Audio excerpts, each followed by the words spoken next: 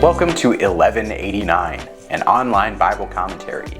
My name is Tyler Marston, and today we're taking a look at Numbers chapter 13. The Israelites are led all the way to the border of Canaan, the promised land, and it sure looks like God is going to bring the people into their inheritance from Abraham. God commands the people to send scouts ahead to explore the terrain, a common military proceeding back then and now, and somehow it all blows up. The people end up not believing in God's strength. Instead, they listen to their own fear. God has freed the people specifically for this purpose, and they're throwing that calling away. Then the Lord spoke to Moses, saying, "Send out for yourself men, so that they may spy out the land of Canaan, which I am going to give to the sons of Israel. You shall send a man from each of their fathers' tribes, every one a leader among them."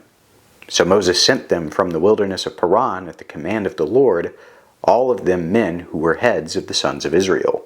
While camping in the wilderness of Paran near Canaan, God tells Moses to send 12 spies, or scouts, into the promised land. There's going to be one representative from each tribe, and they're going to be people who are leaders, who have influence in their families. God is telling the people to scout out the land He's going to give them so that they can get familiar with the terrain and take it over easily. God will be with them.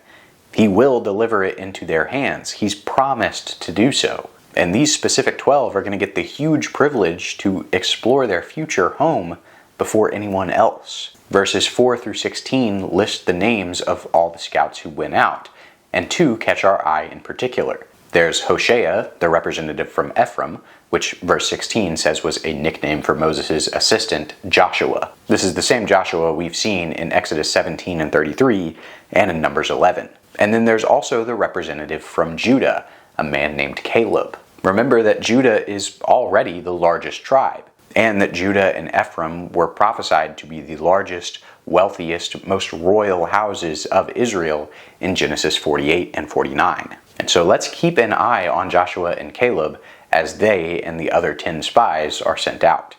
When Moses sent them to spy out the land of Canaan, he said to them, "Go up there into the Negev, then go into the hill country. See what the land is like, and whether the people who live in it are strong or weak, whether they are few or many. How is the land in which they live? Is it good or bad? And how are the cities in which they live? Are they like open camps or with fortifications? How is the land? Is it fat or lean? Are there trees in it or not? Make an effort then to get some of the fruit of the land." Now the time was the time of the first ripe grapes. Moses gives the spies some specific questions they need to answer, reflecting their military strategy. They need to explore the terrain, right? They need to know where the mountains are and where the paths are, where the best routes for their armies are, and where are safe places to camp. They also need to evaluate the enemy. You need to know how many people there are and how strong they are, what their weapons and defenses are like. They also need to know about the fruitfulness of the land itself.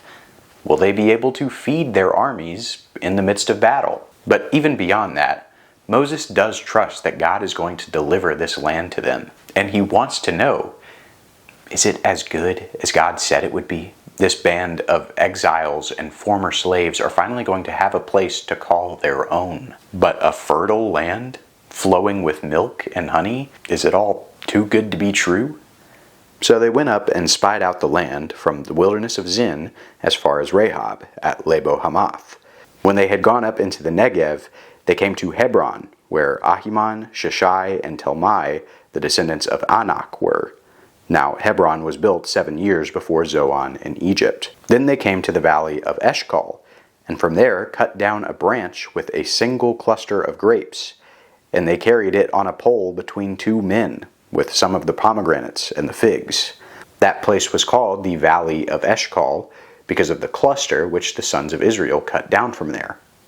The scouts travel all through the southlands and hill country of Canaan, and in a region called Hebron, they find these tribes of Anakites running things. This is cause for concern for the Israelites, and we'll see why soon. But in addition to finding Anakites, they also find fertility and lots of fruit. They name one valley Eshcol, which is the Hebrew word for cluster, because the cluster of grapes they found there was so large that it had to be carried by 2 men.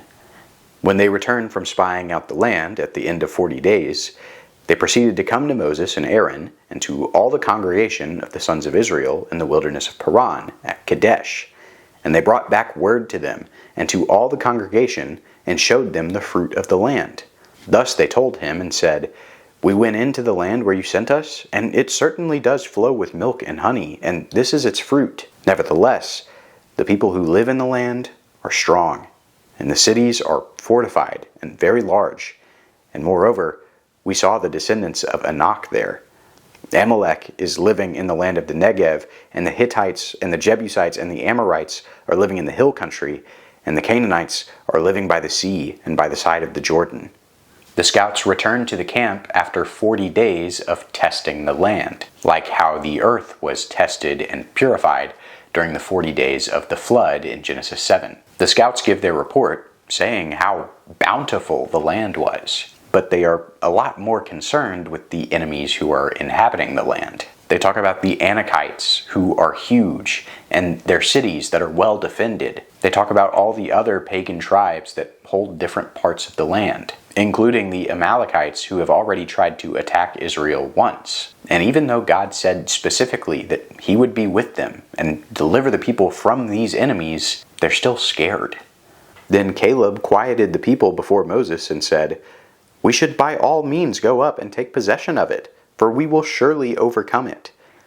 But the men who had gone up with him said, "We are not able to go up against the people, for they are too strong for us."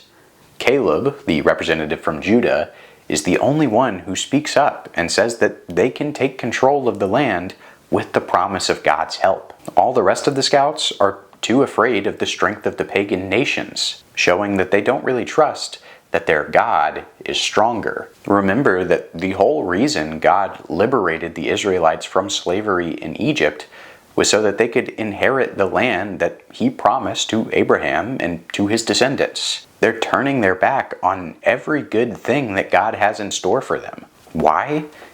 Because they're scared, because of their fear. Now, it's not sinful to be scared or to be anxious. Jesus himself was so nervous in the Garden of Gethsemane that he was sweating blood. But the gospel story, the biblical story, the human story is all about choice. Even when you're scared, even when you're facing death, will you obey and listen to God's word? Or will you abandon him because of your fear? So they gave out to the sons of Israel a bad report of the land which they had spied out, saying, "The land through which we have gone in spying it out is a land that devours its inhabitants. And all the people whom we saw in it are men of great size. There also we saw the Nephilim. The sons of Anak were part of the Nephilim, and we became like grasshoppers in our own sight, and so we were in their sight."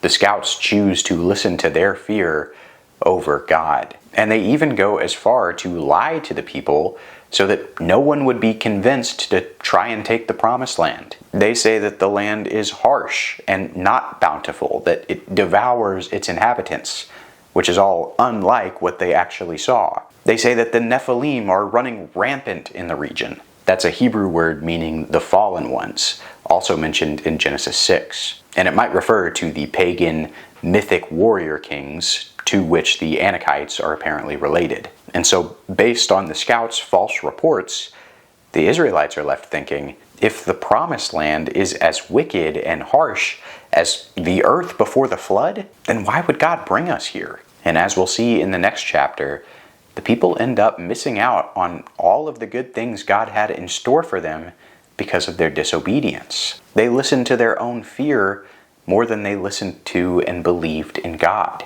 That is all except for Caleb, who spoke out and was honest, saying that if God was with them, they could take the land. For us, who will we be like? Life is not easy.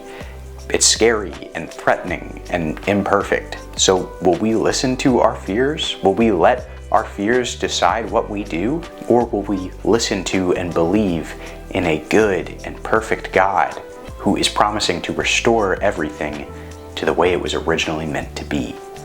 Thanks for watching 1189. I hope that you have a good day, and God bless.